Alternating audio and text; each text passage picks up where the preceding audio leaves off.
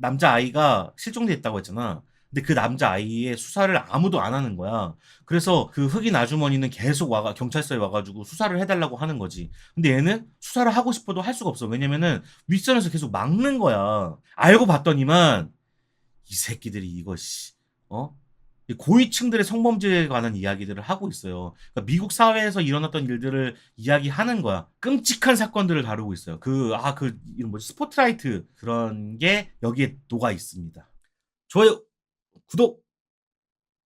저번에 제가 에릭 2편까지 보고 리뷰를 했었는데 조회수도 좋지 않았어요. 예, 좋지 않았지만 제가 베네딕트 컴버비치 나와가지고 봤다고 말씀을 드렸거든요. 요번에 다 봤습니다. 짧아요. 6화까지예요. 예, 넷플릭스로 보시면 되겠고 저번에 어떻게 말씀을 드렸냐면은 빌드업 과정이 굉장히 흥미로운 작품이다라고 말씀을 드렸어요. 되게 흥미롭다. 재밌다. 빌드업이 차곡차곡 쌓여가지고 이제 절정을 이뤄야 되는데 차곡차곡 쌓는 과정이 굉장히 흥미롭다 이런 말씀을 드렸고 그리고 힌트 단서들이 굉장히 많이 나왔는데 이런 단서들이나 힌트를 봤을 때 80년대 미국 상황이나 정치적인 메시지를 내포하고 있는 것이 아닐까라고 제가 추측을 했었죠. 비슷하게 흘러갔던 것 같습니다. 예측이 대충 맞아 떨어졌어요. 자, 그러면은 전체적인 줄거리를 제가 한번 말씀을 드리도록 하겠습니다. 베네딕트 컴버배치는 2년극 연기자입니다. 빈센트라는 사람이에요. 아내 캐시와 아들 에드거가 함께 살고 있습니다. 그러던 어느 날 아들이 등교하던 도중에 갑자기 실종을 하게 돼요. 학교하고 집하고 거의 멀지도 않았고 거의 한 블럭 두 블럭 차이밖에 안 됐는데 갑자기 사라져 버린 거야. 실종돼 버린 거야. 이제 그 후로 아들이 그렸던 캐릭터 에릭, 얘가 이제 캐릭터 그림 그렸던 게 있었거든요. 그게 바로 에릭이란 캐릭터예요. 이 캐릭터가 환영으로 보이기 시작합니다. 네, 빈센트한테 막 말을 걸기 시작해요. 에드거를 같이 찾아보자고. 그래서 빈센트는 아들을 다시 되돌아오게 하려면 얘를 인형 탈을 만들고 이 인형극을 보여주면 아들이 돌아올 거다 이렇게 믿고 막 그런 행동들을 하게 됩니다. 이제 그래서 결국에는 과연 에드거가 살아있는지 에드거는 왜 실종이 되었는지를 밝히는 미스터리 판타지 드라마라고 보시면 되겠습니다. 가장 중요하게 보일 것은 베네딕트 컴버비치한테 왜 인형이 보였느냐 그리고 아들은 왜 사라졌느냐 요게 가장 관심 포인트라고 볼 수 있겠습니다. 근데 여러분들의 관심을 많이 받지는 못했던 것 같아요. 있는지도 없는지도 모르는 작품이 되어버렸으니까 안타깝습니다. 베네딕트 컴버비치가 이 정도였나? 자, 작품의 특징을 좀 알아보도록 하겠습니다. 큰 줄기는 줄거리에서 말하는 대로 실종자를 찾는 아들을 찾는 과정이 나오고 있고요. 사실은 제가 말씀드리지 않은 부분들이 있는데 뭐가 있느냐? 세 개의 이야기가 혼재되어서 나옵니다. 이 베네딕트 컴버배치 이야기만 나오는 게 아니에요. 첫 번째, 이 아버지가 아들을 찾는 이 빈센트가 에릭과 함께 아들을 찾는 이야기가 하나 있고요. 두 번째로는 이 엄마 캐시가 있는데 이 캐시가 이전에 빈센트 이전에 실종됐던 흑인 남자아이가 있는데 이 남자아이를 찾는 엄마를 만나게 돼요. 같은 실종자 가족이 된 거죠. 그 두 사람이 만나서 벌어지는 이야기를 또 그리고 있습니다. 엄마 얘기가 또 따로 있고요.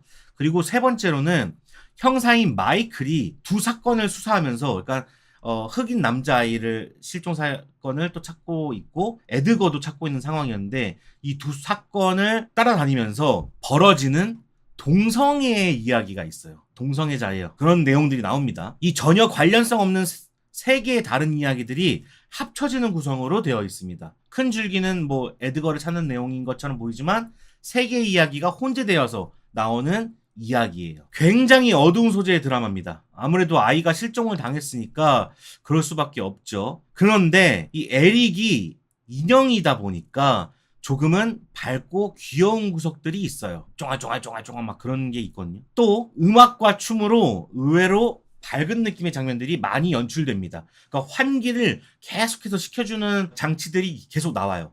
음악도 나오고 춤도 나오고 사실 실종자 가족이기 때문에 특히나 아들을 잃어버렸기 때문에 춤을 출 수가 없는데 춤추는 장면들이 굉장히 많이 나와요. 빈센트도 그렇고 캐치도 그렇고 이게 그럴만도 한 게 제 스포일러 있습니다. 나중에 다 보시면 알겠지만 아들이 실종된 게 아니라 셀프 납치, 자진 납치, 그러니까 가출을 한 거예요. 가출. 왜냐면은 아버지가 무서워서 이게 셀프 감금이었기 때문에 밝은 연출이 가능했던 것으로 보입니다. 좀 더 깊숙하게 좀 들여다보자면 이 세 개의 이야기는 한 맥락 속에 존재하지만 주인공들이 뭉쳐서 에드거를 찾는 이야기는 아닙니다. 그러니까는 이 세 개의 이야기가 별개의 이야기처럼 돼 있고 사실은 한 맥락 속에 있는데 세 캐릭터가 만나가지고 뭔가 함께 에드거를 찾아 떠나는 모험 이야기는 아니에요. 각각 흩어져서 자신이 할 수 있는 걸 하는 이야기라 따로인 듯한 느낌도 듭니다. 그래서 계속 그런 구성에 대한 이야기를 말씀을 드렸고, 아버지 빈센트와 에드거의 이야기는 어떻게 진행이 되냐, 이제 가정폭력으로부터 집을 떠난 사람들의 이야기를 그리고 있어요. 오히려 불황자인 유스프라는 인물이 있는데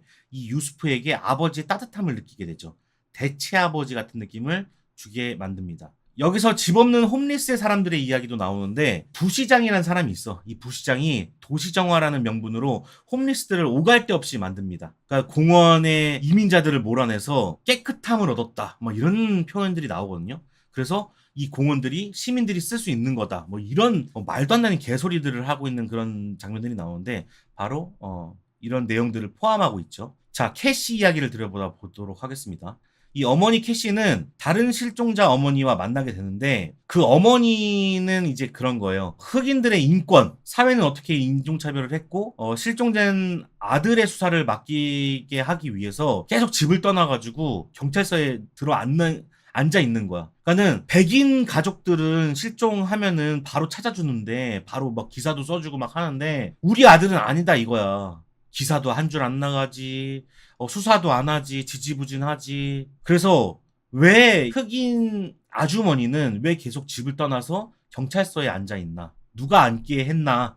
그런 이야기들을 하고 있고, 자, 마지막 실종 전담 처리반 마이클의 이야기는 자신의 동성애에 대한 이야기와 고위층들의 성범죄자에 관한 이야기가 나옵니다. 그러니까 스포일러 계속 하게 되는데 뭐 말씀드릴게요. 흑인 남자아이가 실종됐다고 했잖아. 근데 그 남자아이의 수사를 아무도 안 하는 거야.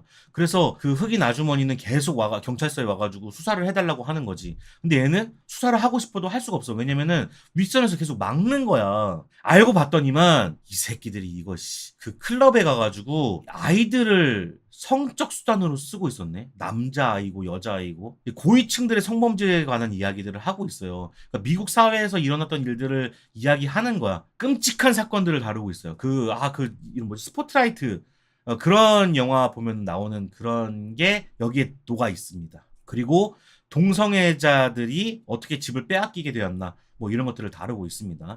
정리해 보면은 여러 의미로 이제 돌아갈 수 없는 사람들의 이야기를, 집으로 돌아갈 수 없는 사람들의 이야기를 하고 있는 작품이 바로 에릭이란 작품입니다. 가정폭력, 사회정화, 흑인차별, 동성애, 성폭행 등등 여러 오갈 데 없는 사람들을 묘사하고 있어요. 이 드라마를 통해서 이 오갈 데 없는 사람들, 이 사람들도 시민이고 우리의 사회 구성원이다 라는 이야기를 하고 있는 작품이라고 볼 수 있겠습니다. 되게 심오한 내용이라고 볼 수 있겠고요. 결론적으로 이제 빈센트가 마음을 고쳐먹으면서 아이가 돌아오거든요. 그래서 이 사회도 마음을 고쳐먹어야 된다. 마음을 고쳐먹어야 이 사람들이 뉴욕을 사랑하고 안전한 뉴욕이 된다. 뭐 이런 식으로 이야기를 하는 작품이라고 볼 수 있겠고, 불황자들 그리고 홈리스들, 이런 사람들이 결국엔 사건이 해결이 안 되거든요.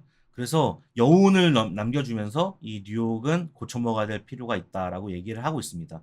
여기 배경에도 있네. 공원 있죠, 공원. 뉴욕의 그 큰 공원. 그런 것들을 표현하고 있었네. 자, 그런데 이 작품이 좀 아쉽게 된 이유, 말씀을 드리고 마무리를 해야 될 것 같은데, 연결고리에 대해서 좀 얘기를 해봐야 될 것 같아요. 이게 누구나가 쉽고 흥미롭게 볼 수 있는 작품은 맞습니다. 되게 쉬워요. 작품이 이거는 실종자의 이야기구나, 이렇게 사건이 흘러가는구나, 저렇게 사건이 흘러가는구나, 어렵지 않게 볼 수 있는 작품은 맞는데, 연출도 모자라지 않거든요. 어느 하나 모자라지 않아. 배우들이 연기가 모자란 것도 아니고, 뭐 배경이 이상한 것도 아니고, 뭐 돈을 안 들인 것도 아니야. 하지만 이 연결고리가 굉장히 약하다 보니까 이게 무슨 이야기지 싶을 때가 좀 있습니다. 그러니까 에드거의 실종 사건, 이 메인 줄거리는 간단해요. 근데 그 외의 이야기, 뭐 사회 정화 사업이라든지 동성애 이야기라든지 인종차별, 성폭행 이런 사건들을 좀 따로따로 노는 느낌입니다. 그러니까 이 캐릭터가 갖고 있는 이야기들이 다 다른데 그 이야기들이 한데 묶여 있는 거잖아요. 근데 그 연결고리가 굉장히 약한 느낌이야. 그러니까는 그 우리가 머리카락 싸움이라고 하잖아요. 머리카락 싸움 하면 이렇게 끊기잖아. 뭔가 그런 느낌이야. 금방이라도 끊어질 것 같은 느낌? 그래서 한꺼번에 한데 어우러지는 느낌은 아니다. 따로 노는 느낌이 있다. 그러니까 메인 주인공 3명이 하나를 향해서 달려가야 되는데 에드거를 찾자라고 해서 달려가야 되는데 뭔가 각계격파 당한다는 느낌을 많이 받고요. 또 이제 이야기의 시작을 에드거로 시작을 하는데 너무 이야기가 확대된 듯한 느낌이 듭니다. 아까 말씀드린 것처럼 에드거의 이야기로 시작을 했고 그 다음에 막 여러 가지 인물들 뭐 캐릭터들이 나와가지고 막 얘기를 하는데 너무 확대됐어. 그냥 에드거만 딱 표현해가지고 사회가 많이 바뀌어야 된다라는 것들을 보였으면 됐는데 너무 많은 소재들을 끌고 온 거지. 흑인 차별이라든 인종 차별, 뭐 성폭행, 뭐 이런 것들을 너무 많이 끌고 온 거야. 그러니까 너무 확대됐다. 라는 느낌을 많이 받을 수 있고 메인 스토리인 이제 에드거의 스토리가 도구로 쓰이면서 주객전도된 느낌이 많이 듭니다. 에릭도 마찬가지예요. 이 에릭은 사회의 어두운 단면, 즉 그림자 같은 의미를 담고 있는데 그 역할이 또 딱 떨어지는 느낌도 아니야. 그냥 되게 주정뱅이 같은 느낌이고 빈센트와 만담하는 정도의 느낌이라서 이게 가장 메리트이고 흥미로운 판타지 같은 느낌의 기능을 하는데 그 기능을 못다한 느낌이 많이 듭니다. 얘 때문에 본 건데 얘가 많이 나오지 않아. 별다른 활약이 없습니다. 그래서 그런 부분들도 참 아쉽다. 제목이 에릭이잖아. 그럼 에릭에 관련된 이야기가 나와야 될 거 아니야. 근데 에릭이 없어. 포스터만 보면 괴수물 같은데 괴수물이 아니에요. 사회 문제에 대한 이야기입니다. 그러니까 이제 제가 추천을 드리자면 이 드라마는 비윤나 은유는 정말 좋아요. 연출도 되게 준수하고 사회 고발 영화를 좋아하시는 분들은 보시면 될 것 같습니다. 또 베네딕트 컴버배치를 좋아하시는 분들 보시면 좋습니다. 미스테리 영화 좋아하시는 분들도 보시면 좋습니다. 근데 그 외에 나머지 분들은 평생 안 보일 것 같은 드라마가 바로 에릭이다. 아쉬워요. 뭐 물론 나쁜 작품은 아니지만 제가 예상했던 것과는 너무 많이 차이가 나는 작품이어서 에릭은 그런 드라마로 아쉽습니다. 자, 에릭은 여기까지 해보도록 하겠습니다.